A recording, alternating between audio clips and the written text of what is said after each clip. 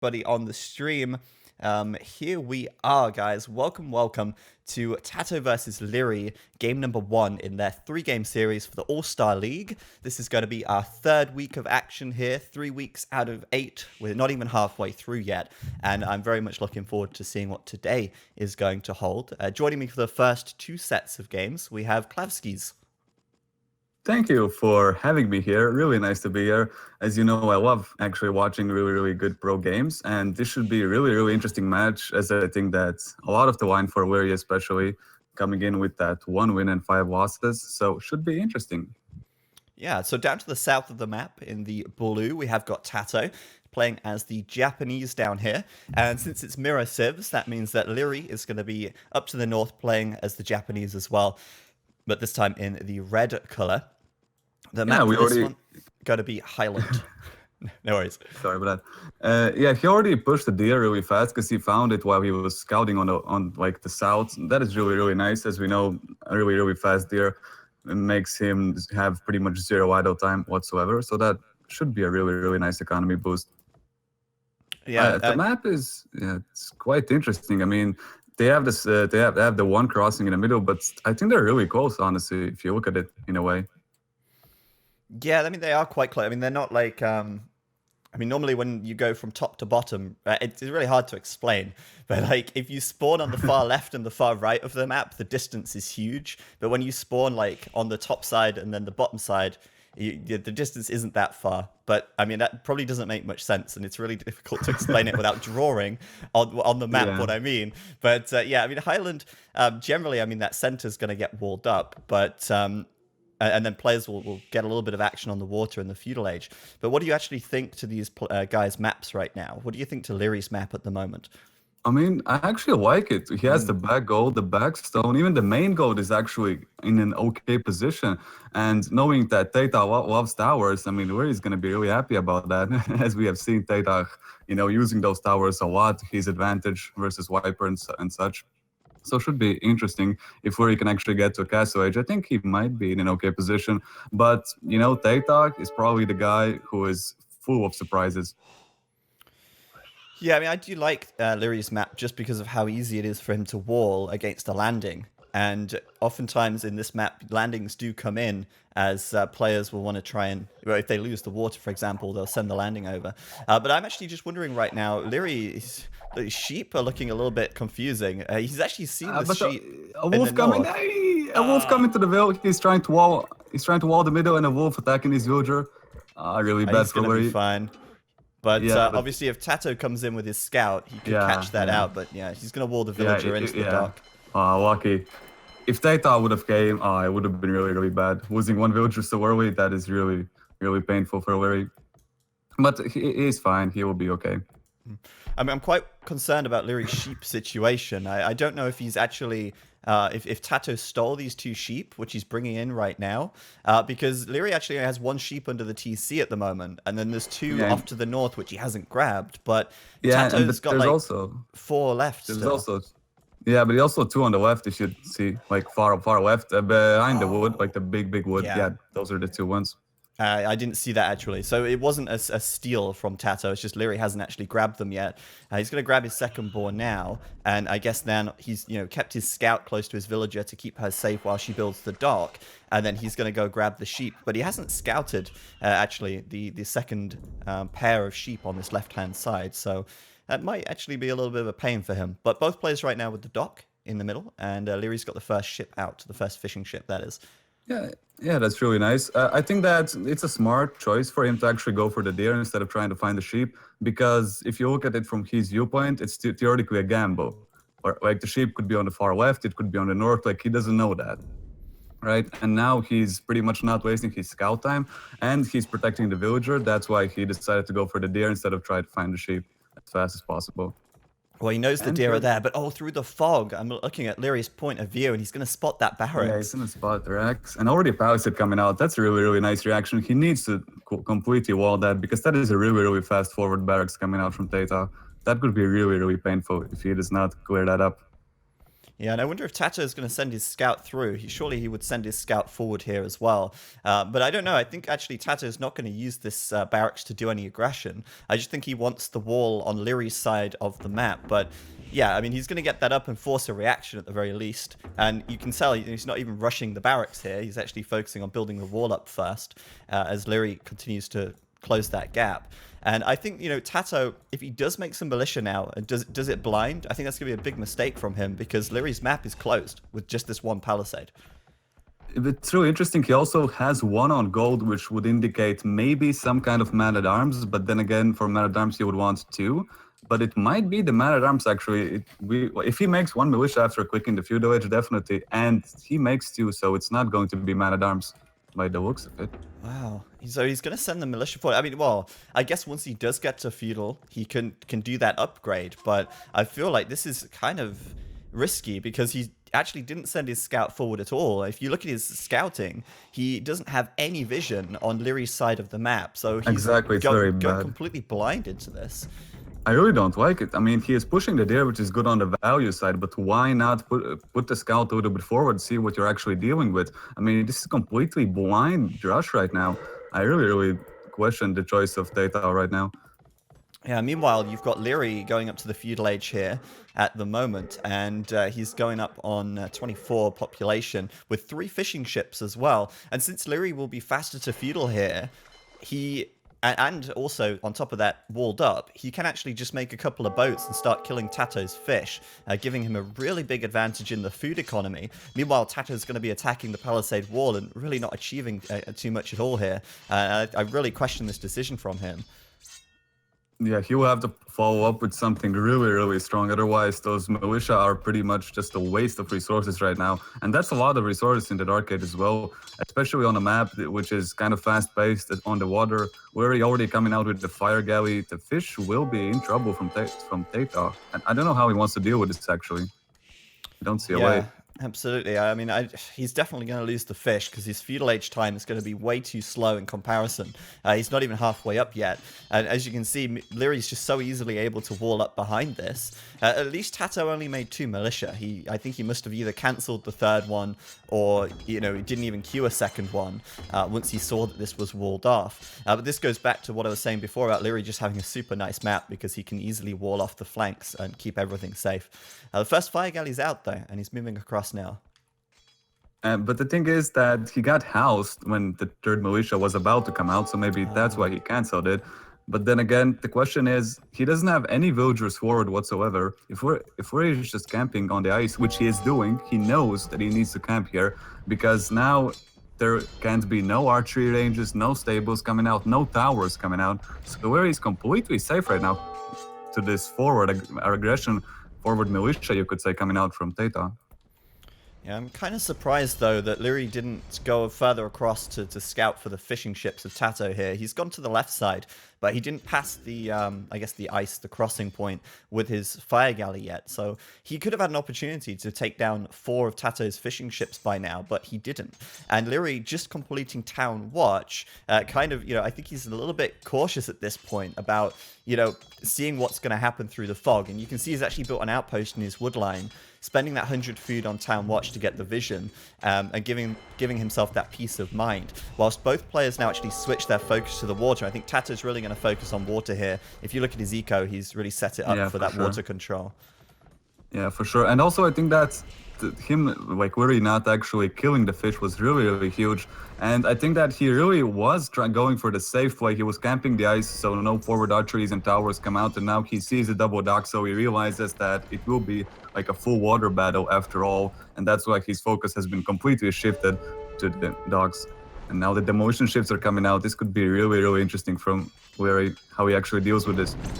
Well, I think this so far actually worked out pretty well for Liereyy. 2 demolition ships down, and Liereyy only lost 1 fire galley. That's a great trade.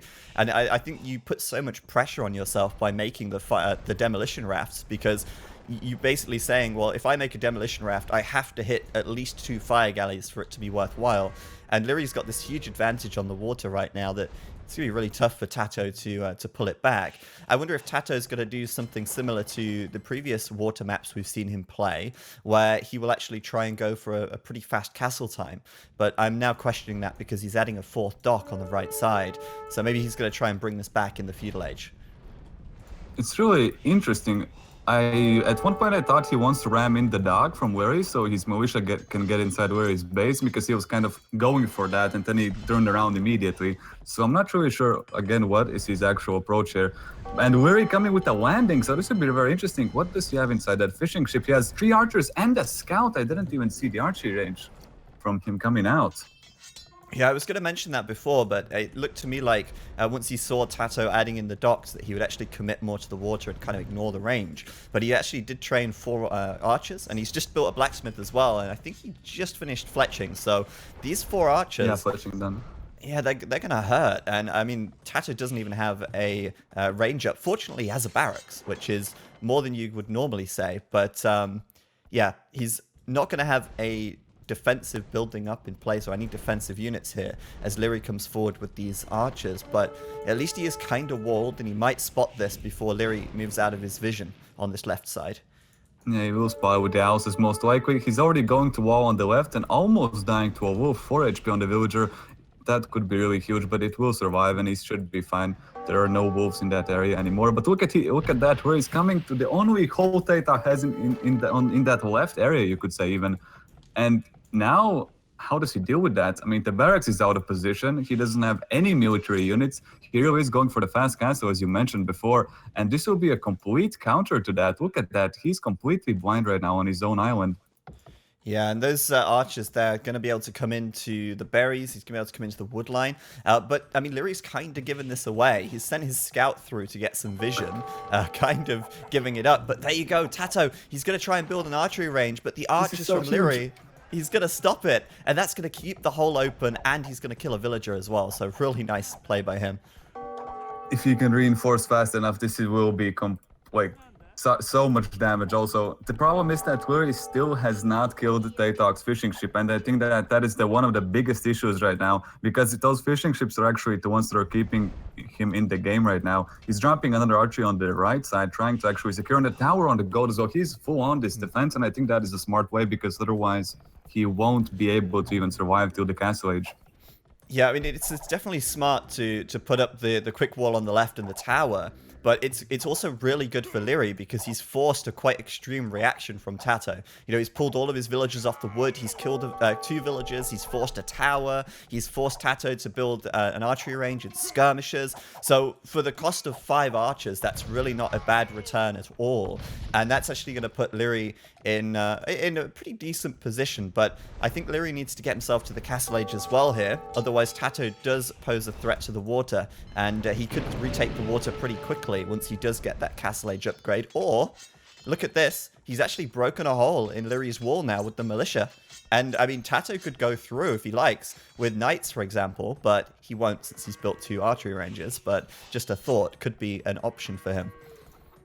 Yeah, but I think that is too risky at the moment. He really needs to reclaim the control of his own land. I mean, he doesn't know how much more archers he actually has in the back, like maybe in the front even, because he killed off the initial ones, but he doesn't know what actually is going on because he's completely blind on the water. The 2 docks on the left will go down in a matter of seconds, and now he is completely on the right side. I think that Lierey's biggest mistake right now is actually not going on the right side, killing the docks and gaining control fully on the water. That actually might be the biggest issue for him. Yeah, I absolutely agree. And you can see on the right side, TaToH actually has a transport ship here ready to load it up. But again, this is where the wall from Liereyy is super effective because even if TaToH transports units across, well, he doesn't need to. I mean, the transport ship's completely pointless because he's got a gate which can go through and get across to the other side anyway. So look, this is actually quite funny because TaToH's going to actually load up the transport with archers, but it's completely unnecessary. He could just send them across. This is really questionable. I really have no idea what he's I doing. guess he And thinks now, that maybe Liereyy has a hole at the right side, but because he hasn't got the vision. yeah, exactly. Yeah, I actually thought about that as well. But then again, why not scout with the militia? I mean, why go for such a gamble play in a tournament game? And now we're with the outpost. He will completely spot the forward now. And suddenly it all gets stopped and the jig is up, really, to say the least. The future will go down most likely, though. And that would be really hurtful. Yeah, he's gonna get the bill. I just find that so funny because he's gonna end up using the gate anyway. Like, just such a waste of wood to build the transport ship. But yeah, we shouldn't really criticize because he is playing in the dark. He doesn't really know what to expect Of on the other course. side. Well, but in our defense, he had 2 militia. He could have scouted the whole right side. That is completely true. Maybe he was scared from the waters from Liereyy, from the ships on the water, but I don't really see how this is happening. Yeah, that's funny. I'm still disappointed in Liereyy for not completely winning the water yet. I mean, there's still fish up for TaToH, and he has no ship, so that shouldn't really be happening, as TaToH is now really focusing on pressuring Liereyy on the land. Now, Liereyy is up to the castle age at 77%, and he is probably going to be able to buy himself enough time with these houses for the time being. So even though he's there with some crossbows, he's going to be there with a ram. I think Liereyy will be castled by the time they break through. What will he do next? That's the question. He is building a stable, and I think we're going to see knights, obviously. The Japanese actually are buffed quite a lot in the expansions, getting bloodlines, which is something that they missed in the base game, actually giving them quite formidable heavy cavalry, actually, in the mid-game. I think that's very fair. Already a siege workshop coming out, and that's completely expected. The mangonel will be really nice. I'm not really sure, but I think Liereyy doesn't know he can cross. I mean, should that really be the case, that he doesn't know he can cross on the right side? Because I really don't see why wouldn't he cross. Because he's completely patrolling the left side, but in the meantime, he's not even going for the right side. Yeah, you mean like cross the ice, right? Yeah, exactly. Yeah, But he will be inside now, and now Liereyy might be in trouble, actually. Well, I mean, Liereyy has quite smartly moved his eco back behind his TC here. So, although, yes, TaToH's in, and he did kill a couple of vills, he's actually 3 vills ahead right now. Liereyy, I think he's going to buy himself enough time to get a mangonel. He's bought himself enough time to get a knight and start taking down the ram as his mangonel comes out now.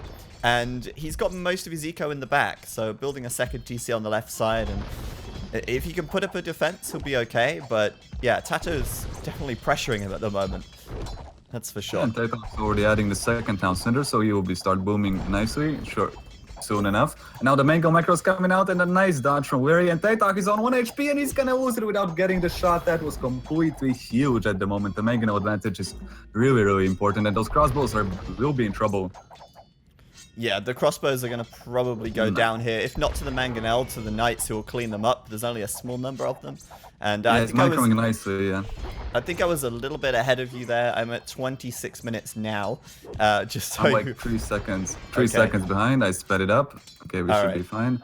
Yeah, that's always a pain with these wrecks. So it's like literally the only downside. But yeah, Liereyy does have +1 defense on the knights, but obviously no bloodlines and no +2, whereas obviously TaToH's rocking the Bodkar upgrade right now. But again, another mangonel trade for Liereyy here. So good. I'm loving it so much. This is perfect for him. This is the defense he needs.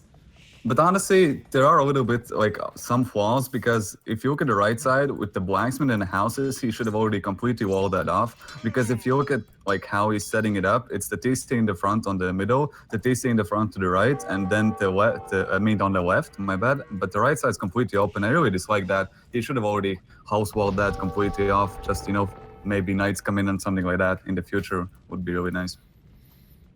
Yeah, but so far, though, I mean, Lierey's done a good job of defending this, and at the moment, TaToH, his side of the map, is just putting up his 3rd TC. However, I do want to point out that among all of this, TaToH still actually has a villager lead. He did kill a couple of villas from Liereyy, so even though Lierey's trading pretty well, TaToH's still, I guess you could argue, a little bit ahead in eco. The KD for both players completely even at 2020. So overall, I mean, it's still pretty close in that respect. And I think Liereyy now just needs to push TaToH back, or at least try to push TaToH back. Definitely, and also Liereyy going for the outpost, hurting him a little bit. I mean, if you check, he's still on 2 TC while having 500 wood, and that is never good. he would already want that 30C down, but the outpost really damaged his pretty much stone count, and that's again really unfortunate. He does have the market up, but he can't really afford to use it that easily. And now he's dropping the 30C because he had to defend, and the Mangonel's coming out, and he's still microing really nicely versus TaToH. Oh yeah, he is getting like all the mangonel shots right here, and That was so bad. he blocked He the did mango block with it his with the knight. knight, yeah. That is so bad. It's quite funny because I mean he is playing the mangonel war really well, but like just small things like that, like blocking the mangonel. Yeah, now TaToH, Hero Monk, how did it survive? How did it survive? Look at that monk. I actually have no idea. How did it should have survive? died. Really, like. It Exactly. only took 24 damage. I mean, it must have been on the edge of the splash zone, but I mean, still, that's really surprising. Yeah, indeed. That monk in his teenage years played a lot of dodgeball. Yes, absolutely. So right now, I mean, there's a pretty clear difference between these two guys in terms of what their army comp's looking like. TaToH focusing a lot more on the crossbows here, whilst Lierey's going more heavily into the knights. I mean, I don't want to say heavily because he's only got 3, but Yeah, 3 knights, definitely going that route. And both players actually doing Sanctity right now and starting to produce some monks as well. So we're going to see some monks coming out for Liereyy with 2 monasteries here in defense. We've also got 1 monastery from TaToH on the front. But yeah, I mean, TaToH is still pushing through here. He's actually starting to damage the TC. And he's looking pretty strong, to be honest with you. Now he's got the monks out. Lierey's going to have to adjust this. He can't keep making knights in this situation. Yeah, for sure, because again, those 2 monks are already zoning everything out from Liereyy, and now the Mangonel coming out, he did not get the shot. Mangonel micro is very important in these type of games. It's a lot of resources, a lot of time on the siege workshop, and they're still battling really evenly right now, neck to neck. So many shots, so many dodges, but wow, Liereyy still hasn't taken one down. This Mangonel. That was really good because Liereyy knew that he's going to go down on that shot, so he immediately turned and got the last shot in, which resulted in the 1-1 instead of 1-0. That was really good play. But the actual situation right here is really good for TaToH. Back at his own base, he's got his 4th TC up. Meanwhile, Lierey's idling 15 villagers inside the TC here. Liereyy now pushing out, and he's actually going to get the 2 mangonels from TaToH, I think. Yeah, but the monks got one conversion already. That's really bad. Do you think TaToH deleted his mangonel? I don't know if he killed it with Lierey's mangonel, but I mean, Liereyy did redemption, so you could convert the siege. And I think TaToH probably deleted the mangonels so that it didn't end up killing his crossbows there. Yeah, it could be the case because again, like the reaction time when the mangonel gets converted and just shot, it's just a really big mess where you can immediately fall down, and then you are suddenly in a bad position if he loses all of those crossbows. Could be the case, yeah. I mean, it seems to me like Lierey's just going to buckle under the pressure now. He is 9 villagers behind at this stage. He is 12 or 11 military behind right now. And he's only got these 3 monks to really defend with. He's got, okay, sure, he's got 1 knight, but like we said before, the knights aren't useful anymore because TaToH can just convert them. And I'm really concerned that Liereyy is not going to put up a defense here now. I think he's running out of steam, and he might end up losing this on map control, which just shouldn't be the case when he controls the river.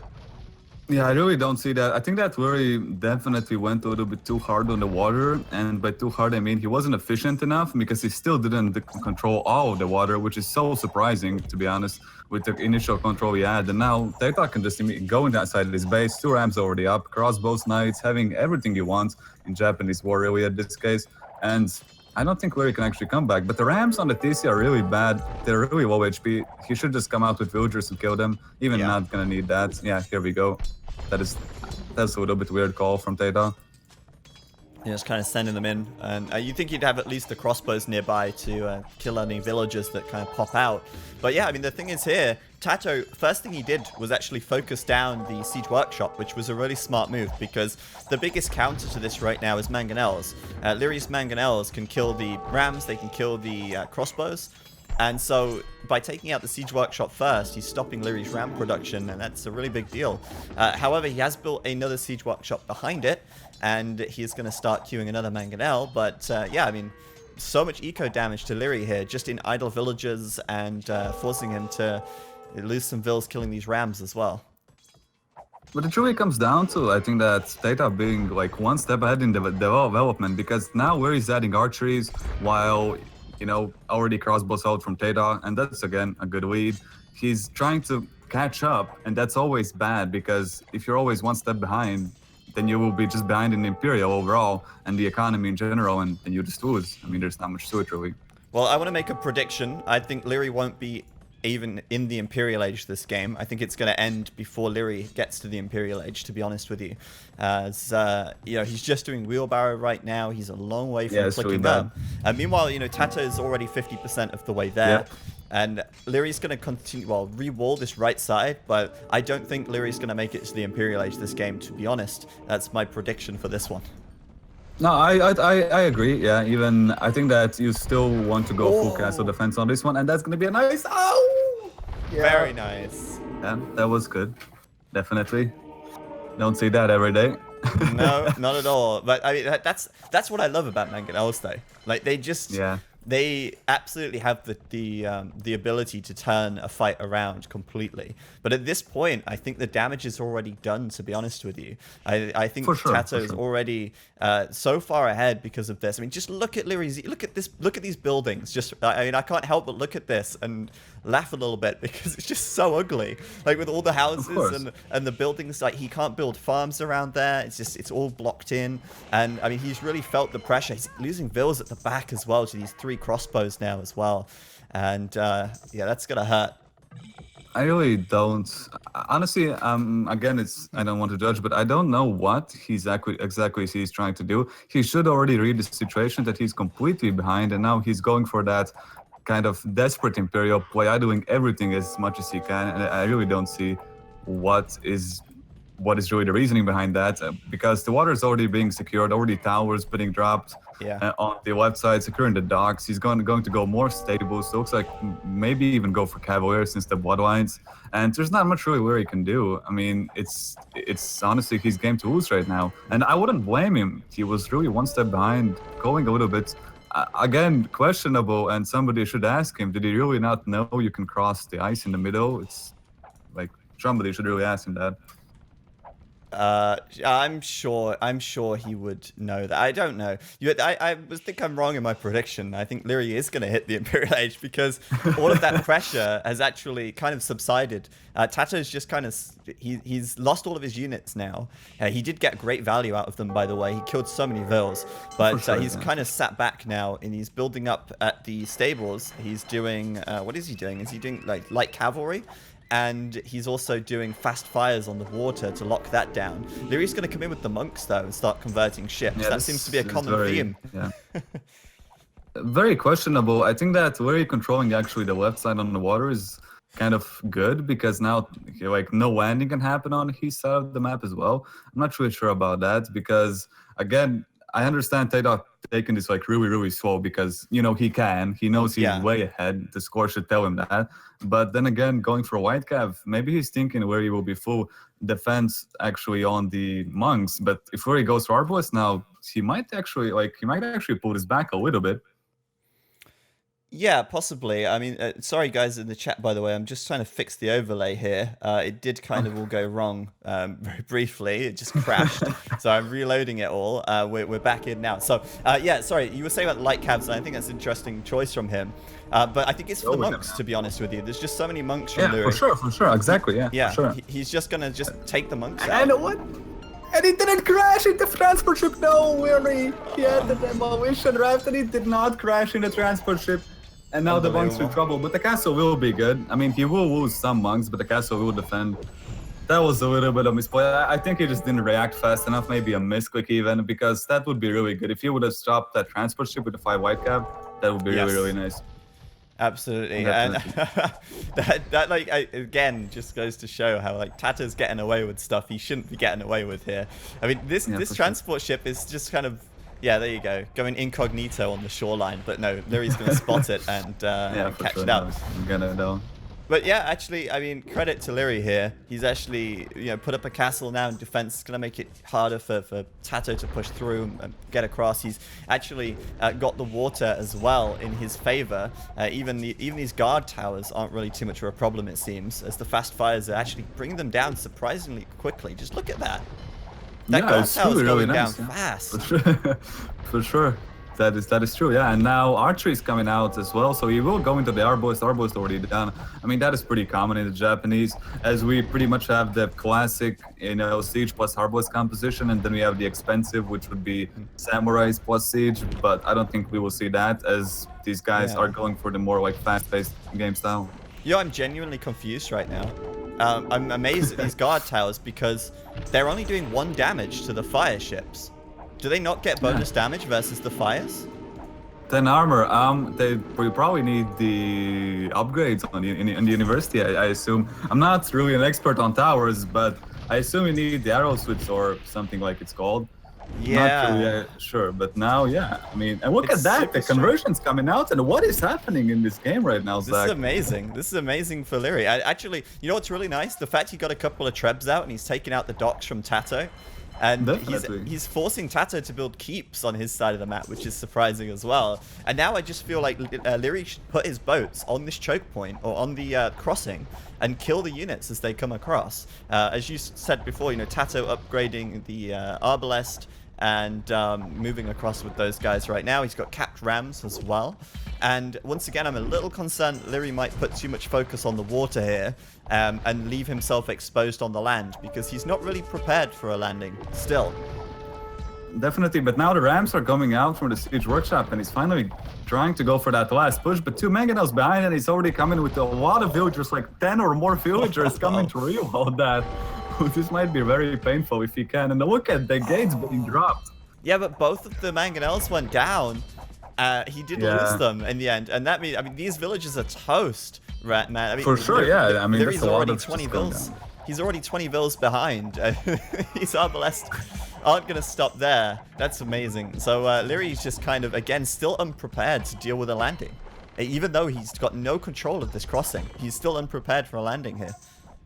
Yeah, again, he's going for the more water control, and I mean, it's questionable as we can see, because the right side looks kind of exposed at the moment. He is dropping more siege workshops in the castle as well, but if the castle gets denied, this might be really, really painful, but looks like that is not going to be the case, as TaToH just moving up on the TC at the moment. Yeah, and this is where as well, like, Lierey's commitment to all these monks is not going to help him now. Not against these arbalest. And sure, he's going to get a second castle. It's going to keep the left side of his eco a little safer. But, I mean, TaToH could just steamroll through all these buildings out here. Oh, mangonel's coming out for Liereyy there. But he's going to actually get out-microed hard by TaToH. Really nicely played by him. And where's the defense on the land? I mean, it's just not there. I think TaToH is just going to be able to clean out all these buildings. He could even go for the castle right now if he wants to. Definitely, and I think that it's actually much better to skip the castle. Just go straight to the economy, go straight to the top, go straight then to the left, and just like, because he knows that the economy is on the top left, pretty much side, as he had the archers in the wood line like 10 minutes ago, a little bit more. So I think he will skip the castle right now. I mean, I think that it's a good way to skip the castle, because you just want to hit the economy, not go for the more castle play. Yeah, I think that's fair. And also as well, I mean, bear in mind, a castle isn't just a static defense, it's also a production building. And there's no way Lierey's going to be creating any samurai here, so it's not like the castle is really important for Lierey's army production. Like, if this was, let's say, a Mayan war, you'd want to focus the castles, because you want to cut off your opponent's plumed archer production. Like, in this case, the castle doesn't matter. You're totally right. He could just go straight to the north and take out the eco, but it doesn't matter anyway, because Lierey's going to call GG. And she's kind of split off, and the GG, gets called. I mean, we did see it coming a long time ago, but I still think that Liereyy put up a nice defense, considering that how far he was behind already, like in the late Castle Age. Even the Imperial was such a risky play from him, and honestly, it did pay out on some extent. He did survive like around 10 more minutes. But in the end, obviously, you just can't stop the push without units, pretty much. Although, if you look at TaToH, he didn't have much. He had few rams, skirmishers, arbalists, but it was enough in this scenario. Yeah, I mean, I actually think that Liereyy did a really good job of holding out and stalling, but it did, as you said, we kind of saw the writing on the wall in the Castle Age or the late Castle Age, and I thought that Liereyy wouldn't even make it to Imp, but obviously, what you said before was completely right. TaToH didn't need to rush. He didn't need to kind of get super aggressive as soon as he hit Imp. He could afford to sit back because he had such an advantage getting to the Imperial Age. He could sit back, take his time. And I think maybe the biggest mistake for Liereyy there was controlling the water, but not being able to stop TaToH just crossing and landing him. Because, I mean, what's the point of having the water if you're just going to get landed anyway? Yeah, and also only controlling the left side, so really questionable decision there. I really don't like it because even now you have fish traps out with the fishing ships as we see on the right side, and still, I mean, that does get you food as much as it does. In these 48 minutes, those fishing ships have served a good wife, I would say. Yes. So I think that that's a big mistake because he kind of did go for the water, and then again, he kind of split off trying to go for the water / defense, which is understandable in that case. But really unclear decision what he really wanted to do. Like maybe he thought that he has the water, he can try to win. But yeah, I mean, well played by TaToH. Even after the feudal aggression, he played it really, really smooth and did go for that Imperial win. Yeah, it was a good game. I did want to just point out one minor thing as well. The additional gold, which were actually on TaToH's side of the map. And obviously that didn't really come into play, but as far as the map generation goes, I think Liereyy would have ran out of gold a lot faster than TaToH in that one. So he probably should have been a little more aggressive earlier on as well. But I mean, I think both players did. All right, welcome guys to game number 2, TaToH versus Liereyy. TaToH is going to take the win in game 1, and now it's going to be Lierey's home map, Arabia, for game number 2. Joining me once again is going to be Klavskis, and I'll let you introduce the players. So we have Liereyy playing as the red in his own home map, playing as the Indians. Pretty unexpected, I would say, guys.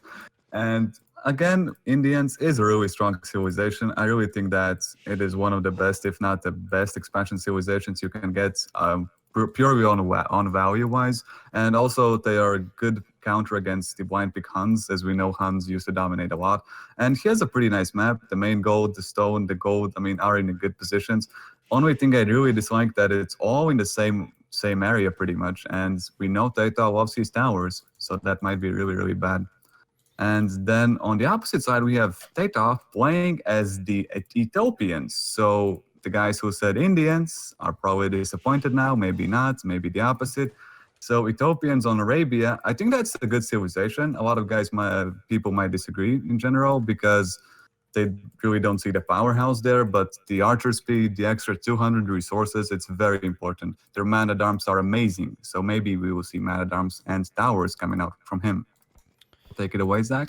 Yeah, I just wanted to do a thing with the overlay, and you're going to have to bear with me, guys, because obviously the overlay crashed before, so it's going to look wrong right now.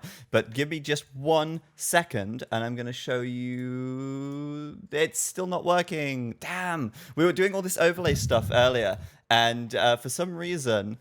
I know you've got a black box on your screen right now. You're supposed to not be having a black box. You're supposed to be seeing, there it is, the tech tree for the Ethiopians overlaid on the screen. So we can see what it's all about. We can see that they are an archer civilization, if we didn't know that already. We can see that they have 18% faster firing archers, and they get plus 100 food and 100 gold when they get to the next age. So there you go. That's the overlay thing. And if we want to see the other one, we can open up the Indians as well, and we can see their overlay and see what they have available to them. But this is going to be good because it's going to show us not only which techs and units are available and not available. Unavailable techs are in red and have an X through them, but also the great technologies which are available, we can see which are researched and available because they are lit up and green. So that's a really nice feature of the new overlay, and I'm sure we'll find ways to make that useful thanks to all this new technology. Exactly. It's getting pretty extreme now, but they're doing such a great job on this. Definitely nice, yeah. Will look pretty. I like it, especially that you can see what is already researched. That gives a nice insight maybe on what is going to follow in the future, let's say. on the match. And now TaToH already 4 on the wood, so I did go out the Mad Armament. That could be the case. And if I remember correctly, there was this scenario where Doubt said that versus Indians, you need to try to kill them in the feudal age, because in the castle age, their economy bonus is just too strong. So most likely we will see a really, really strong feudal age from coming out versus the Indians. Yeah, I want to point out a few things, though, that I'm sort of picking up on right now. Number one is that TaToH's not found his second pair of sheep, so that's going to be kind of awkward if he is going for the drush. However, he does have the deer next to the berries, which is like just perfect luck for him. He can take the deer without even having to push them, and that's just super nice. Another thing I wanted to note is that Lierey's map is just, look at this, so wallable. Although, yes, he has got a lot of his resources on this left side, his main gold and his main stone, he can wall them in very easily. He's basically got a natural wall with the trees to the right side. And I mean, I'm liking that, to be honest with you, as the Indians. If you can wall off against that early aggression, which we just said was kind of the key to winning in the early game, or the key to winning the game is to win the early game. The wolf's coming. The wolf's coming. Liereyy, wolf coming. He doesn't have wolf, doesn't have scouts. Oh, no. This might be painful. Ripville. Oh, Meanwhile, I was watching Lierey's scout here because he was actually trying to delay the barracks from TaToH. But yeah, he is going to... Oh, in the wall. Oh, the Dukes. Oh my God. This guy. Oh, the Dukes. So nice play. Barely surviving with the villager. He's still got a problem though, because he's lost some health on his scout, and TaToH's chasing him now. So he's got to pull the scout towards his TC and hope that TaToH will break away. There we go. He's gone away now. But this villager could still be toast. He can't get out. And he does spot the situation. Yep, here we go. He does spot the situation. And what does Liereyy do now? I would laugh so hard if TaToH kills the wolf here. Like, that would just be so, like, BM in a way. He's going to start attacking the wall. And, okay, Lierey's going to get a militia out. So he's going to be able to take that now. This villager, though, is going to get out here. Fortunately for him. And TaToH's coming in with the scout. He's going to try and kill the villager. He has got Loon, though, so he should be okay. He will be able to, and he can going to fight it. I think that's a smart play. He knows the villager won't go down. Meanwhile, Wolves in the middle of the map, like crippling TaToH's drush. Oh, yeah, here we go. He's less than half health on one militia right now as he comes across. And actually, this puts Liereyy in a really strong position in his drush here. He's going to have a big advantage now. Yeah, and I think that's actually very interesting that we do see drush coming out of both players. Well, let's see if it will actually be like a drush into archers or drush fast castle. Well, I mean, Lierey's walling hard, yeah. Exactly. Lierey's map is just asking for a drush fast castle, if you ask me. I think that's got to be the way it goes. But for TaToH, yeah, let's see. This is going to be tough. But Lierey's microing is so good. Lierey's microing is so good. Yep, he will come out on top. I think that HP-wise, he's still okay. He lost his scout, but there's only like 3 health on one of those militia there. So and the scout is on 21 HP. He's going to come in from behind, get the hill bonus, and Liereyy should be just fine against this. No problem at all for him. Here we go. And the chase. But he did micro that a lot better because you could have seen that Liereyy was attacking one militia constantly while TaToH was running around. So Liereyy was actually like in a 3v2 position. So he did micro this really nice. Yeah, he did micro it well, and he's, more importantly, dealt with the drush without taking any eco damage, which means that he's had the time to wall up, or basically wall up. The right side's open, but he can just drush fast castle this, no sweat, and that's just so good for his civ. Both will do that, yeah. And again, like another bonus to drush fast castling for the Indians is you get to the castle age, obviously faster, but that's where your bonus really kicks in of having the cheaper villagers. So that means for him, he's going to have, in the castle age, as you can see by the beautiful overlay, 20% less costing villagers on the food. So I like Lierey's position so much right now. Definitely. I think that he is in an advantageous position, to say the least. But Ethiopians, they're kind of tricky because you do have siege onager, like you have full siege, you have archers, halberdier. You have a lot of tools to actually deal with Indians. So let's see how he proceeds. Most likely will be crossbow. I don't see going for knights. And on Lierey's part, I'm not really sure Liereyy though. He could go for crossbow, maybe even cavalry archer. It's very questionable what he actually wants to do. There's a lot of options. Yeah, that's the nice thing about the Indians. I mean, you're just so open to what you can do. You've got so many choices available to you, and I think like until you get to the Imperial Age, you can just focus on throwing out a counter to whatever your opponent makes until you can get to the Imperial Camel and like sort of gunpowder combo if you want to go down that route. For the Ethiopians, though, I mean, I do think that in the late game, like super late game, they do have that fantastic siege. They do get the torsion engines tech, which is super strong. Yeah, it's really, really And OP. I think that if he goes for like the heavy siege here, that could be really good for him. In the meantime, going into archers is the most logical thing to do since he gets the bonus attack speed. And both players here going to be doing that old fast castle as we got Liereyy Yeah. even adding an archery range as well. And I can tell you something that's very interesting, and I'm not sure if like a lot of people, I'm pretty sure, don't know that the Ethiopian unique unit actually deals good versus camels.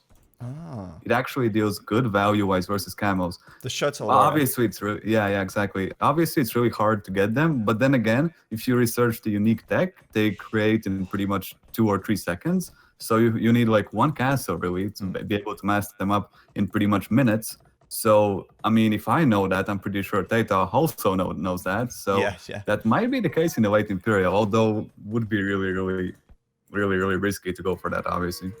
Yeah, it depends what Liereyy does as well. If Lierey's like making a lot of archers, because if you look at the Indians do get full archer line upgrades. Yeah. So, you know, if he does go sort of into Arbalest, you're going to want to avoid making Shotels, I feel, because they will just Yeah, get definitely, yeah. chewed up and spat out. But if he does go into the camels, you're right. The Shotel warriors, I think more importantly than anything, it's the fact that they're pretty cheap, but also because you can make them from just one castle. You don't have to invest lots in having, 3 or 4 castles up to actually make a lot of these units. You just add them in on the side. And last time I saw an Ethiopian war, it basically boiled down to siege onagers and Shotel warriors, and that was it. Nothing else. Yeah, exactly. Yeah, that's that. It's really one of those civs that is really questionable because you have so much options and you don't really know what you want to do. But I think that Shota Warriors plus Siege is actually a really strong combination. And also, like, if you want to go Arbalest, then you need to go Halberdier and then add Siege. And then it's kind of tricky because, again, Halberdier don't really do that good against the Imperial Camel. Yeah, and that's the thing as well that catches a lot of people out. Like you see the halbs, and okay, yes, the Ethiopians do get the free pike and halb upgrades, which is really nice. But they actually don't perform that well versus the Indian camels. It's surprising, really. Yeah. But I Yes, mean, they definitely don't. they probably do trade cost effectively, but it's so easy for the Indians to just add a couple of hand cannons as well. So again, that's another problem that you have to consider. Like hand cannons from the Indians with the Yeah, extra definitely. range could also make it difficult to go and show it. We'll have to see. But I mean, this is the thing. This is why it's quite exciting because we don't have a meta game to base our opinion off. It's all just speculation, exactly. and that's going to develop over time. But in the mid game, I like the fact that TaToH's playing Ethiopians here. He's going to have the edge with the crossbows. Yeah, he's gonna have because- to kill as well. Yeah, and the hill, yes. But the fact that he gets the faster firing speed is definitely going to work in his favor here. Yeah, and now he's gonna go back. He knows he can't really fight that, and the crossbow kicks in, Botkin kicks in, and now it's a good fight for him if he can micro this properly. The arrow is Both- falling down. Both players kind of just dodging each other here Yeah. quite nicely. And there you go. TaToH's going to get the first kill. But I mean, at some point, you have to just be like, okay, screw this. Let's just fight now. Because otherwise, you could spend all day just walking back and forth and dodging each other. Yeah, definitely. Yeah. It comes down to timing in the end. But I mean, this is kind of funny. Just like back and forth, back and forth, back and for forth. sure. But yeah, I mean, Don't really TaToH's trade coming this out on out. top there. That's no doubt about that. Yeah, the high ground helps a lot as well. I mean, like damage wise. Larry has 2-0 now, and yeah, he's gonna pick them up. He's already moving down, and the high ground still applies, so he's still in a good position. He will come on top. Yeah, I mean, in that case, when you've got numbers advantage, I think you just need to close the gap. Just give up the whole dancing back and forth thing, and just close the gap, walk at them. And in that case, yeah, TaToH doing a pretty good job. He's going to be 3 military ahead right now, and both players on 36 vills. So eco-wise, I mean, they are neck and neck. But let's not forget, these villagers for Liereyy are costing 10 less food right now. So Yeah, over the course definitely. of the next few minutes, Liereyy is going to save a lot of food. On his villager production, giving him, well, he could either put less villagers on food and then focus more on getting wood and gold so he can get a siege workshop faster. Or he could get his second TC up faster, but yeah, it's going to be the Siege Workshop from Liereyy here. And I think that's a really good point to make, because that is going to be a lot faster than TaToH, who is just relying on the crossbow micro right now. Yeah, and they're fighting really nicely, but again, the Siege Workshop is kind of questionable. I mean, like, is he scared of getting pushed back, or does he really want to go forward? Because again, obviously the Mangano helps, but it's a huge investment, because typically you could see a TC drop down a university, like anything except Siege Workshop. Like Siege Workshop would be the like full-on defensive style, and it's really questionable from Liereyy to drop that down now, like so fast early on. Well, I guess it depends how you play it. I mean, you can use it aggressively as well, but at the moment he is defending because he's kind of struggling to come out on top versus these crossbows. Now it's Liereyy holding the hill, but Yeah, definitely. he's sent a lot of villagers to gold. I mean, he's got 3, 6, 9, 10, 11 villagers gathering gold right now. That's got to be more mangonels coming out for him. You know, two rangers and mangonels, and I think he'll eventually just push it out and push it back. But, you know, the same could be said for TaToH. He's got a lot of villagers on gold as well. And both players seemingly, you know, happy to stick on one TC for now. But it's actually going to be TaToH coming up with the university here for ballistics first. And I think that the Ethiopians, you know, since they get the faster firing speed, makes it that much easier to out-micro the mangonels here. And I don't know, I feel like the ballistics tech's probably the better option immediately. But Yeah, we'll see how it goes. Yeah, the speed plus ballistics, they make it so easier to actually out-micro the mangonels, because you can move and fast so fast. You can like shoot a lot more times while the mangonel is pretty much reloading. And now he's gonna come in with the mangonel, and let's see if he can actually get some good shots. And I think he wants to go back actually. Oh, not a bad first shot actually. He didn't kill any units. Definitely. Yeah, but he will take like half the health pool away from those crossbows there. So that's a really nice first shot. And this might actually force a Siege Workshop up from TaToH as well, because, you know, he is going to be a little bit scared. I mean, okay, right now he can out-micro one mangonel, but can he out-micro 2 or 3 or 4? You know, if Liereyy keeps adding them in, it's going to force a reaction from TaToH eventually. But ballistics is done now. And if TaToH can get a good fight here, well, he's going to do a lot of damage to Liereyy. Yeah, he needs to go back. The high ground is really important. On even ground, he would be fine, but high ground is kind of scary at the moment. With the mangonel, absolutely, yeah. Yeah, it's so hard to kill it because you do like almost no damage. Oh. And look at the Lierey's beautiful TC right now as well. On the right? Yeah, on the Oasis. Yeah. I'm going to look at that in a sec, but I want to keep a close eye on the mangonel, because TaToH's coming up to the high ground here. Exactly. And he is dodging shots quite well. He's going to actually back out, though. A lot of those crossbows are like almost no HP though, and that might be really bad.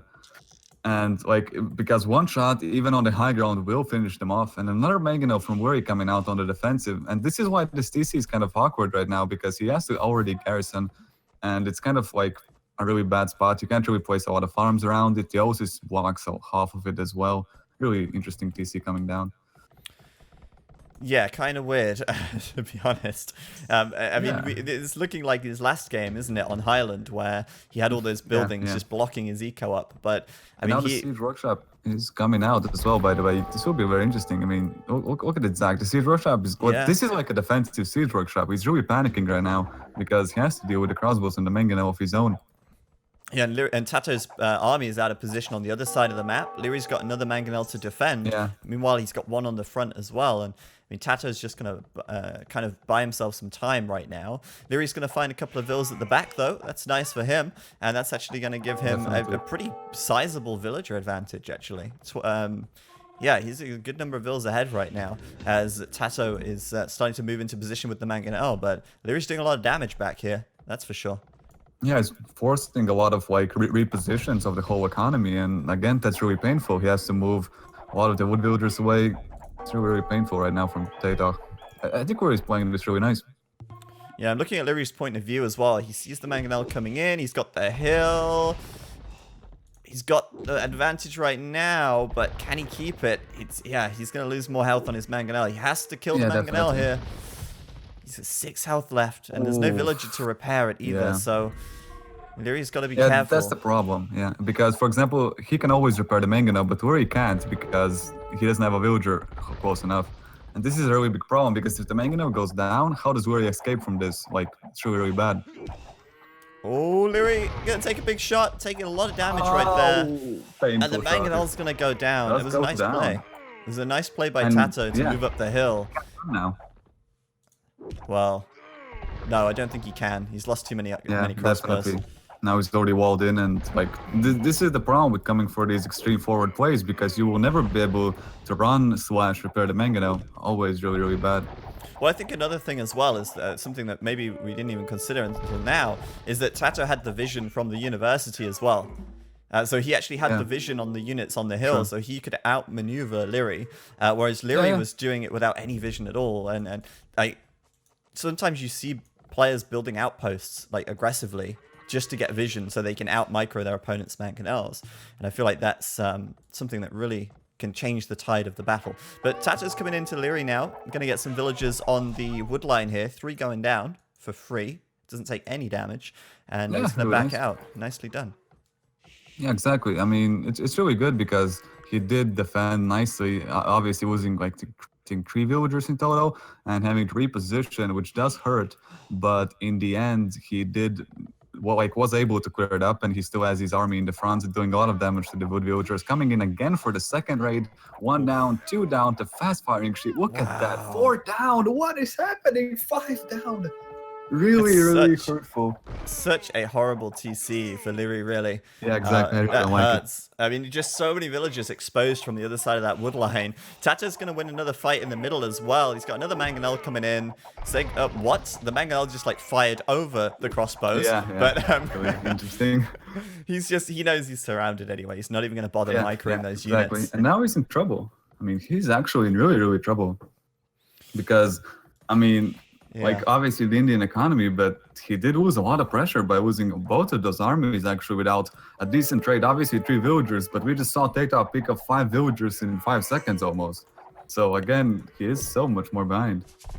Yeah, I mean, eco-wise, I mean, you wouldn't believe this, but Lierey's actually 10 vills ahead still, which is kind of crazy, but that's the Indians for you. That's the Indians, The problem is he's facing 22 army with 3.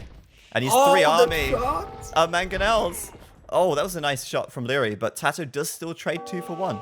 Yeah, 2 for 1. Yeah, that was really unfortunate. I thought he's going to go 2-0, but it was really, really nice, nevertheless. Buy 1, get 1 free. And TaToH here, I mean, this is a great position to be in. Yeah, and on the bottom as well. Yeah, look at that. Those crossbow coming in as well, and now the gold will be under fire.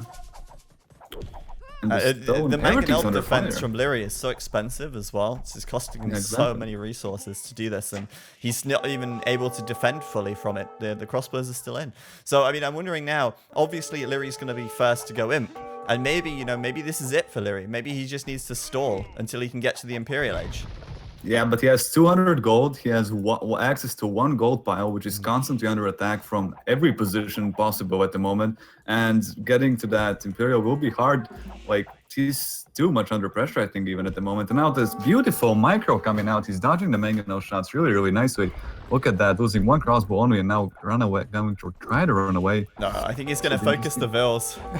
Just be cheeky about it. Yeah. Get the villagers, and he's just dodging so much damage. That faster firing speed is so nice. And TaToH's really on point. He's really on point right here.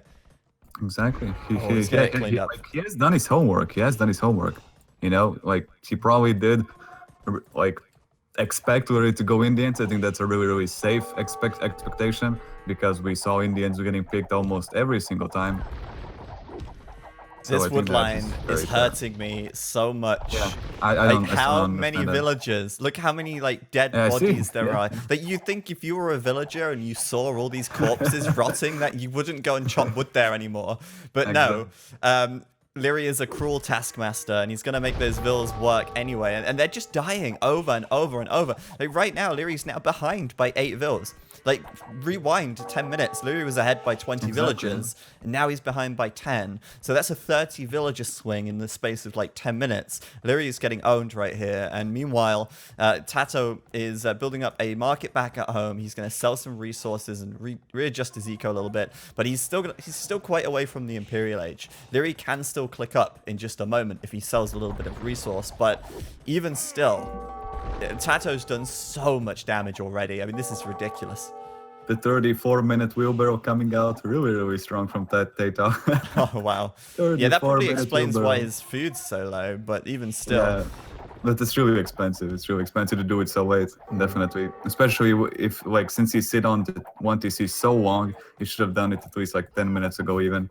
Because, again, he's playing versus the Indians, which have a huge economy lead. I mean, he's still in a good lead, but that hurts a lot. You know, these little mistakes do pay a lot. You know, especially when you're playing against a Wiper, Doubt, somebody who will capitalize so much. Liereyy right now is just under so much pressure. Like Yeah, the he's not castle's even coming noticed down. that his villagers are dying in the woodline again. Yeah. He is going to get a castle up in defense, but I've got to say this castle from TaToH is perfect because it's going to start denying the gold, and he's going to allow him to pressure from this hill to actually deny these resources on the left side, and that's GG for Liereyy as TaToH comes in at the GG. back woodline. Liereyy actually overchopped it as well, so there was a hole, and TaToH could kill more vills. I mean, that was such a good play from TaToH there. And I think Liereyy just kind of buckled under the pressure. I think the pressure got to him more than anything. Yeah, I think that, yeah, it's definitely, I think, like, he needs more experience, he needs more calm. I think TaToH's completely chilled right now in these games. Obviously, there's a lot on the line, but he's more experienced. He has been around longer, he has played more HD, so he feels really comfortable on the new civilizations.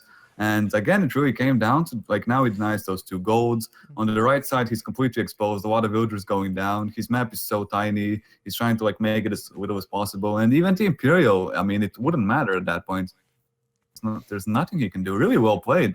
He played really beautiful with his game, and the last one as well.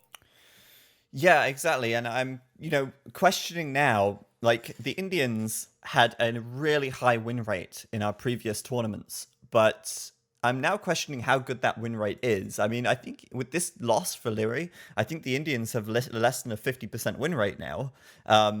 Because TaToH beat the Indians last week with the Celts. Now he's beaten them with the Ethiopians. They lost a game in the first round as well. And then we had an Indian war, so that doesn't count. And now I'm starting to question, are the Indians that strong? Or was it just TaToH really outplaying Liereyy? No. I don't think it's more about, like, the Indians. The Indians are really strong. There's no doubt about that. But Liereyy played really good. But I think that the main decision was he wanted to go for that Imperial. Like, he did not make any crossbows.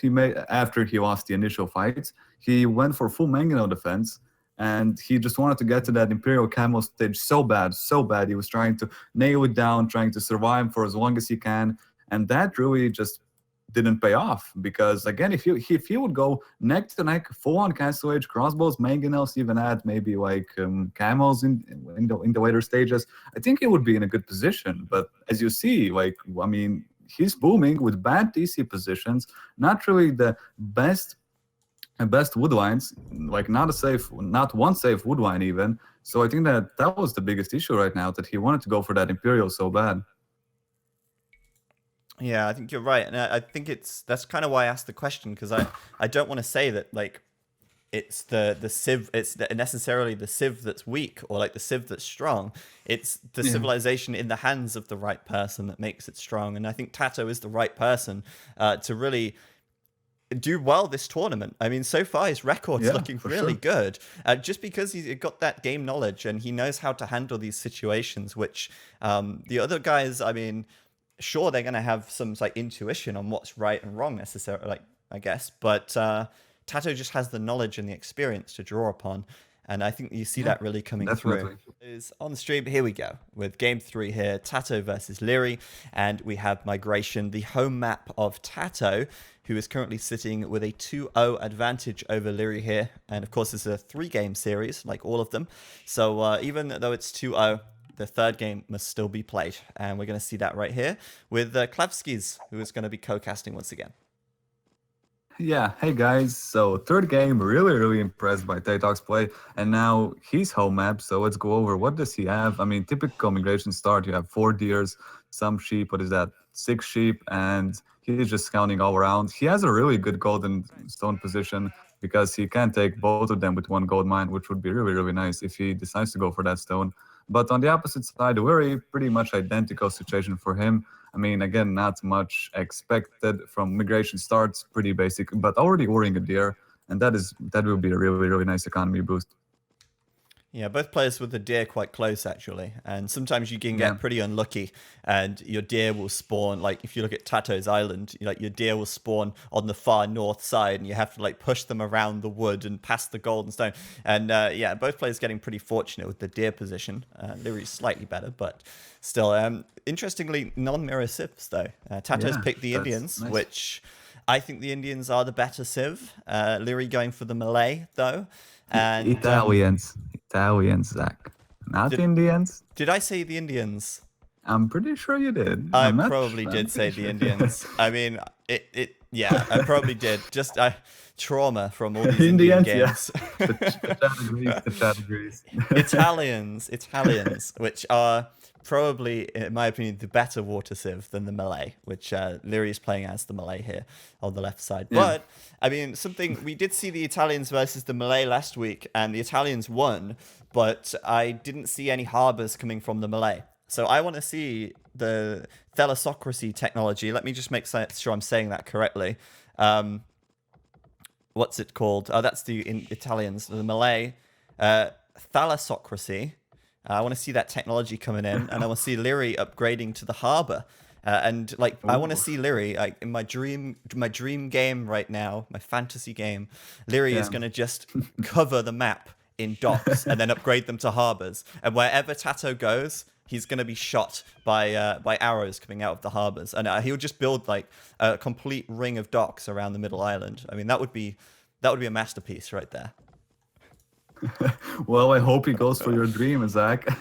But other than that, I think that why we see so much Italians compared to any other civilization is that their bonuses kick in like in the Dark Age, like in the immediate Dark Age almost. You got the age upgrades, the fishing ships discount, and so on, which helps a lot. But for example, even Malay with the harbors, I mean, that kicks in a lot later. Also, I think Yeah. Portuguese is a very, very strong water civilization. But again, they only start to be strong at like late Castaway Age, early Imperial Age. So that is really, really late, especially in a 1v1 scenario where it's all about the Feudal Age and the early Castaway Age.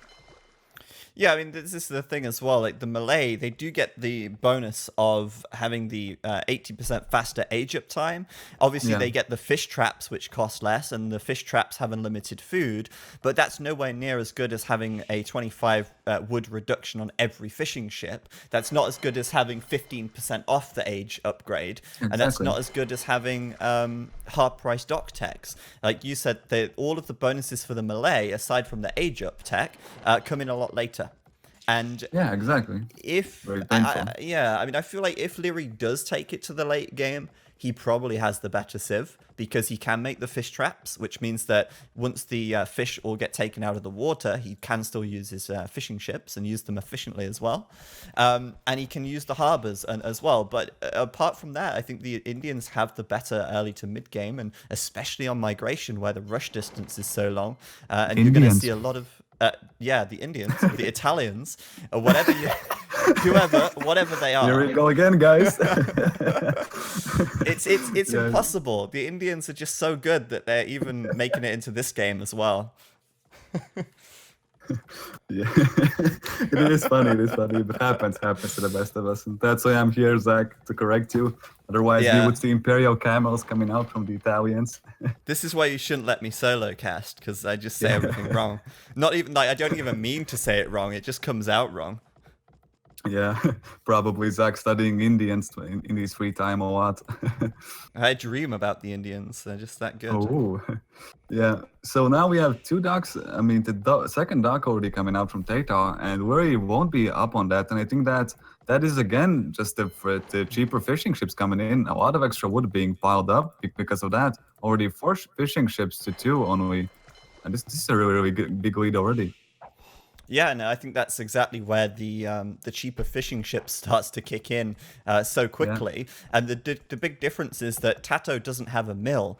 He's saved himself 100 wood on building the mill. He's built his second dock much faster. And Liereyy already has the mill up, already gathering the berries. And now TaToH is getting ahead in fishing ships already. And to go back to the whole Indians thing, I think it's like more like a Freudian slip. You know, it's just revealing my subconscious feelings about how I feel about this game. But interestingly here, this is really interesting. Lierey's going feudal already. Yeah, that's He's- really I fast up mean, time. That's I not only is that really early, but it's going to be really fast because it's 80% faster. And do you think he's maybe trying to get just a really early aggression using the faster upgrade time? Yeah, but I don't really like it. I mean, he won't have a strong economy. He's barely going on gold and already 90% feudal age. I mean, Yeah. so I don't think he's gonna be able to make enough ships. I mean, he will queue up one fire galley, and I mean that's really not really good because by the time he reaches TaToH, like he will be in a really good economy lead. And I think that TaToH's actually going for a fast castle. I'm not really sure Yeah, because he's not up. Yeah, I'm going on the gold. he's got to be fast castling with the amount of fishing ships. He's made 3 docks, so it's Yeah. almost guaranteed he'll go for that. But he might be forced to do a bit more feudal aggression here, as Liereyy is scouting him with a fishing ship on the right-hand side. Yeah, exactly. People in the chat are suggesting I should cast with an Indian accent for the rest of the game. I don't want to do it in case some people think it's like mildly racist or something, but otherwise, This is I Zach, mean, guys. This is Zach. uh, I'm really careful about these things. I don't want to piss too many people off. It's too easy to do that in this day and age. But anyway, Liereyy is moving out with the fire galleys, and like you He's said, gonna steal the sheep. He's by the gonna time he steal the gets food. there. Look at that. Where he's stealing the food from TaToH's fish. Let me borrow this for a second. Oh bloody hell! So Liereyy here is having a few trouble. What did you just start? You asked for it. You asked for it. Like someone in the chat said, "I'm Indian. It's not racist. Do it." So I did it, and there you go. Liereyy is moving out with the fires, and he's actually going to make it across before TaToH hits feudal. So this is actually a really he will big be deal. really fast. Yeah. This might actually be really painful. I mean, he will be under fire, and if he can move like each fire galley on each dock, he can deny all the food from the fish coming out. Yeah, already- so that's really huge. And I mean, again though, TaToH, can he afford to lose these fishing ships? Because they only cost him 50 wood, not 75, and he will be feudal very soon. But I feel like, when you've got pressure on you this early, it's really difficult to come back. And I'm worried that TaToH's going to start making demo ships. And that's going to end up costing him because, like we said before, demolition ships, it puts so much pressure on yourself to get those shots in. And they don't give you any like lasting control. So, but the thing is, yeah, that's good. yeah, and since he's going for the fast castle, I mean, now he kind of is between the fast castle and going for full feudal aggression, and that's kind of hard spot to be in, to say the least. And now he will build his own fire galleys, and the docks are really under fire. I mean, look at the fishing ships; they're scattered all around the place. And he has 4 docks, so he will be able to produce fast. I mean, the distance is really huge, and Liereyy already going for the galleys, so he's switching into that like late, you could say, feudal age army composition. It will be interesting to see if he can get away with that. I like this from Liereyy. I think this is a great play, to be honest with you. He's kind of like not breaking, Exactly. or I guess And you the could say he's demolition- breaking the meta. Oh, that was a good demo shot. Nice. Yeah, that was a nice demo. Why is not fighting? Why is running away though? He can easily kill both of those. Maybe he wants to go more at the defensive side.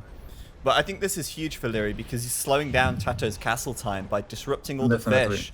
TaToH can't click up yet. He's got the market blacksmith. He will be. But... Yeah, he will be able to soon enough because of the cheap discount though. So Oh, yeah, of course. exactly. Yeah, so Yeah. it will be kind of questionable. I mean, will the damage be enough? He is kind of moving all the fish to the right side. The left side's completely he has completely gave it up. And now I see like the galleys will actually harass all the wood lines. He wouldn't have to go for that back wood line because the galleys would put everything under fire really from TaToH. They can even hit the backwood, and this is, I think, another good play by Liereyy to actually make the galleys hit. I think that was pretty smart because Yeah, definitely. by doing the galleys, it gives him the extra reach so he can start harassing the villagers. And I criticized Slam for this yesterday because he had complete water control, but he didn't make any galleons in the late game, which meant that even though Viper had no water, he was still able to gather resources safely. And at that point, you're really questioning, well, what's the point of having water if you're not punishing your opponent from losing it? So, yeah, I mean, TaToH's up to castle, though. And, I mean, once he does get castle, it's going to be pretty tough for Liereyy, though, because fast fires are going to absolutely tear through this army. And Liereyy has to get to the castle age himself if he wants to stay competitive. Yeah, but he has only 3 fishing ships even. He has 5 on berries, and that is his whole food income. I don't think he will be able to go quick on the castle edge anytime soon, and this might be painful if he can't reinforce fast enough because the distance again is very, very huge. So this will be really, really painful if he cannot put the damage on because obviously the castle edge decks will give a nice edge to TaToH. Yeah, this Castle Age upgrade just feels so slow for TaToH right now. I mean, it feels like he clicked it years ago, and he just like, God, definitely. hurry up, hurry up, hurry up. And this is where I guess being the Malay is really nice because it's just so fast. But yeah, I mean, TaToH, interestingly, is actually sending 4 fires across the map. I don't know if this is a big mistake or not because Liereyy is coming through right now. He's got fletching on the galleys. He's got fire ships in front, and he's going to take down a lot of these fishing ships from TaToH for free. TaToH will be castle though, and he's going to immediately do war galley to upgrade these ships to fire ships and to well, obviously to be able to get the war galleys as well if he wants. But Yeah, definitely. in the back with the demo raft, Lierey's demo, going to spot it. Yeah, he's kind of Yeah. doing it weird. Yeah, he's gonna go back with it. I think that it's a very bad way to move those four war galleys actually from TaToH. I mean fire galleys. Yeah. And now he's under fire. He can't really fight this. I mean, he can't take the fight. The demolition raft ain't going to get much value as well. And suddenly all the fish is really exposed in the back. Might be really bad if he loses all of that. Demolition ship going to get blown up with the galleys, and Everyone yeah, coming out? that's not too bad. I mean, I think That's TaToH not will bad, defend yeah. this now Yeah, because exactly. like I say, the fire ships are just impossible to deal with, I guess. I mean, well, in small numbers, yes, you can deal with them, but give it a couple of minutes and TaToH will easily be able to take this army down. Yeah, and I think that he thinks that Liereyy is going for a full fish boom, like 20 fishing ships, you know what I mean? But instead, he has 3. Yeah. He has only 3 fishing ships out, and like the TaToH's trying to find it. Like, look at that, he's strolling around the docks, trying to find the food economy, but it's just not there from Liereyy.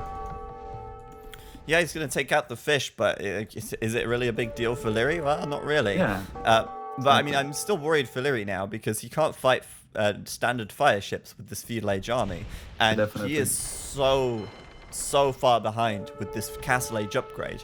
And the problem for Liereyy is he doesn't have any fish to support his economy, so he's going to have to start building farms. Building farms costs wood. Spending wood on farms means you're not spending so much wood on boats, and it's just kind of like a slippery slope. So I feel like TaToH really is in a stronger position right now.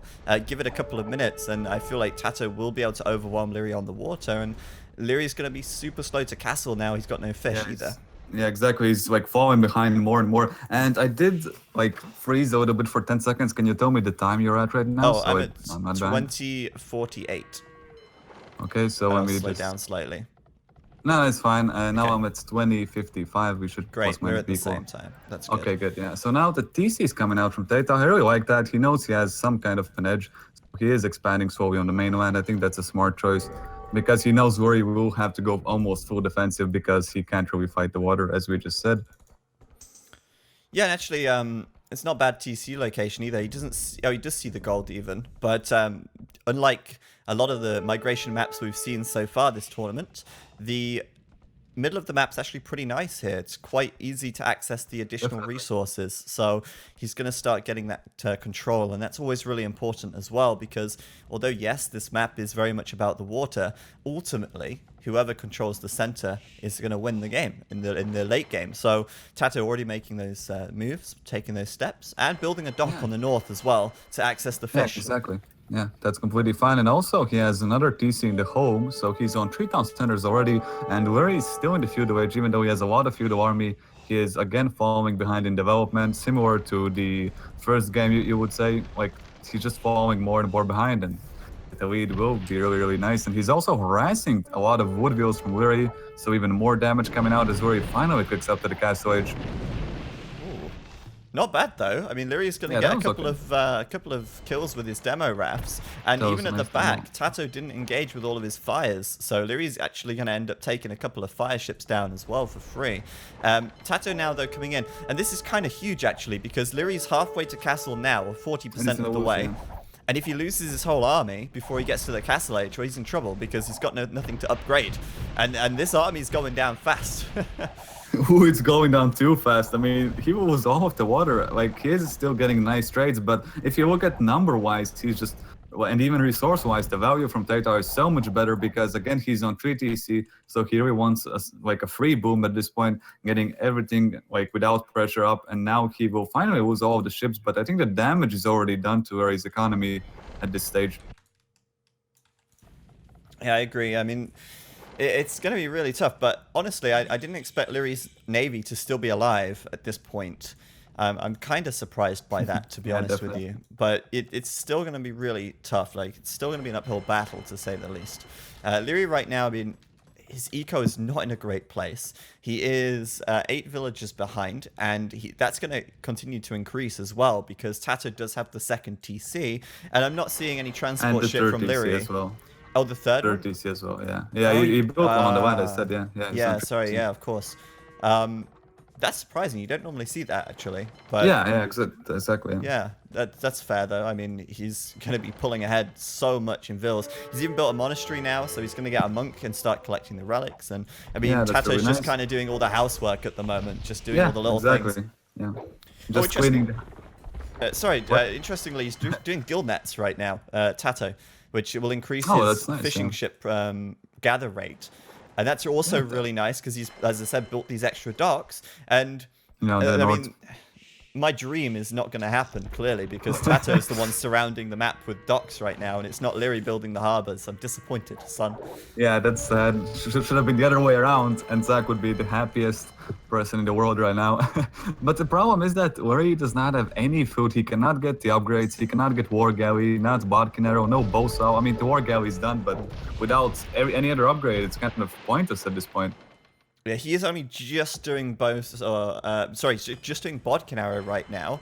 No, Yeah. sorry, he's not even. It's TaToH doing not Bodkin doing Arrow. it. It's It's TaToH, yeah. So interestingly, though, I mean, Liereyy does have the advantage in ships right now. He is 6 ships ahead, and he's got a good mix of war galleys and fires. But if TaToH's got that same mix of war galleys and fires, but he has Bodkin Arrow and he has Bowsaw, which again, Liereyy And is, ballistics even. He has the university. I'm not sure if he researched ballistics, but I didn't see, and I don't think he did, but he has the university down, so that might be the research he wants to like get soon, pretty much. TaToH has got ballistics, as we can see Okay, by yeah. the beautiful overlay, and we can also confirm that that Liereyy does not have Bowsaw either, whereas TaToH does. Yeah, he didn't so get it. yeah, Yeah, he didn't TaToH's get wood income is going to be much better here as well. TaToH now putting up a defense with some demo ships. A very important fight. The demos are going to be really big here. ballistics. Oh, the overlay's Yeah. crashed again. Rip. And it got only 2 kills with that. He has to go back, and at this point, honestly, if TaToH wants to go for this more boom style, he should have already transported like 20 villagers to the mainland, because otherwise it will be like pure under fire from where he can easily kill all of those wood villagers, even gold villagers. He definitely should go for that transport ship and try to transport as much villagers as he can. But at the moment, it will be too late, and if Liereyy can push this water back, I mean, Yeah. a lot of economy from TaToH will be almost completely idle at this point. He's going for the desperate docks as well. I mean, it's interesting because the overlay is still showing on my screen, at least, that the army for Liereyy is still ahead in numbers. But TaToH's caught up pretty quickly after losing that fight in the south. But exactly, still, yeah. your point remains that the war galleys are going to have the reach. And what? And the GG gets scored. I think I think it's fair. I think it's fair. The Yeah. score does say it, and his home is getting harassed as well. He knows no economy will come down from him soon. He probably already knows TaToH is at least on 2 TC. Probably even knows that the third one is down. And was a good game. I think that TaToH did everything right. He did plus minus played okay, except that he thought that Liereyy will have a fish boom in the back, and I think that's normal for like people to think that if you win the water, you go for a stronger fish boom. Yeah, but it's just, I mean, I agree. I mean, TaToH was definitely way ahead, but yeah, I don't know, man. I think Liereyy had still had did he have a chance? Am I just trying to like kid myself right now? I don't think so. Because even if he wins the water, I mean, what economy does he have? 1 TC, half of it's idle under pressure from the war galleys already from TaToH. If you look at that, like 2 villagers already down on the left side, some bodies on the right, like 10 villagers in 1 house. I don't think he had a chance. Because again, the win condition from TaToH is either win the water or win the economy, or even the third one, get the main land. right? Yeah. And he had He had all all three three. going for him at Yeah, the he same had all time. three. You're right. Yeah. Especially all these fish. I mean, I want to give credit to TaToH for really, building the docks so far forward here. Confidence as well that he would be able to Yeah. protect them. And even like that's the thing as well. Even if you can't protect them, it's worth actually trying to get as much value out of the fish before they die anyway. Not that that even happened, but the point Yeah, for remains. sure. Like he made a good move by doing that. And yeah, you're right. He was ahead in every respect, and that's going to be a 3-0 victory for TaToH. I mean, Liereyy not having the best tournament so far. Yeah. I had high hopes for him, to be honest. Really sad. Yeah, really sad because I think that he's definitely like a phenomenal player. Like he showed himself. He showed he can win. He showed he can keep up even. It's just that I think that maybe the pressure is actually cracking up for him as he is placing. I mean, not placing, playing most of the old school players like TaToH, even back the Wiper, all of those who have like they just have more experience overall. Even TaToH has so much more experience, so much more situations, and even the HG civilizations maybe not being in Lierey's favor as well. Yeah, exactly. And I think he's got to just keep at it. I mean, he's a young guy. He's been not playing for that long in comparison to these guys, and he's just got to keep going, keep grinding, and he'll get there in the end. That's for sure. Definitely the case here, but good games overall. I think that's really good games. I mean, quality games. Except the first one was confusing in the feudal age with the militia and so on. But other than that, I really liked it. I really liked it. It was really entertaining.